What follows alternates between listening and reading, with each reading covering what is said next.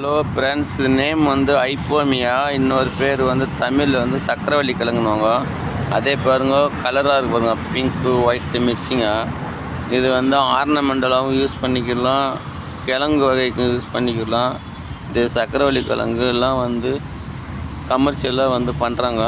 இது வந்து landscaping use பண்ணுறது. இது ப்ரொபகேஷன் பார்த்தா கட்டிங் தான். இந்த ஸ்டெம் அது வந்து அந்த கொடி வெயின் கட்டிங்னுவாங்க. அந்த கொடியை கட் பண்ணி வச்சாக்கா அது வந்து அப்படியே ஸ்ப்ரெட் ஆகிட்டே இருக்கும்.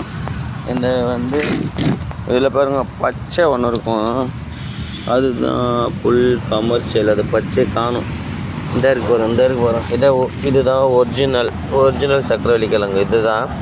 இது வந்து அதுலேருந்து கலர் வந்து டிஸ்கட்ஸ் மூலயமா பயோடெக்னாலஜி மூலயமா கலர் சேஞ்ச் பண்ணுது.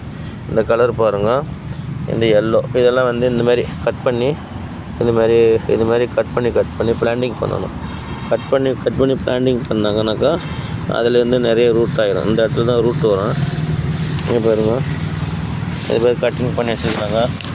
இதில் வந்துடும். இந்த இடத்துல இது உள்ளே கிழங்கு இருக்கும். இந்த கிழங்கு வந்து சாப்பிடலாம், உடம்புக்கு நல்லது. குழம்புல போட்டு சாப்பிட்லாம். அதில் வடையெல்லாம் சுட்டு சாப்பிடுவாங்க. நிறைய முறையில் இதை சாப்பிடலாம். இந்த சக்கரவள்ளி கிழங்கு கொடியை வாங்கி எல்லோரும் பயனடைய வேண்டும். சப்ஸ்கிரைப் பண்ணுங்கள், லைக் பண்ணுங்கள், ஷேர் பண்ணுங்கள். இந்த கிழங்கு வாங்கி சாப்பிட்டா உடம்புக்கு நல்லது, ஆரோக்கியம். உடம்புல நல்லா மாவு சத்து நல்லா வரும், நார் சத்து நல்லா வரும். எல்லோரும் வாங்கி பயனடைய வேண்டும். லைக் பண்ணுங்கள், சப்ஸ்கிரைப் பண்ணுங்கள். Thank you friends.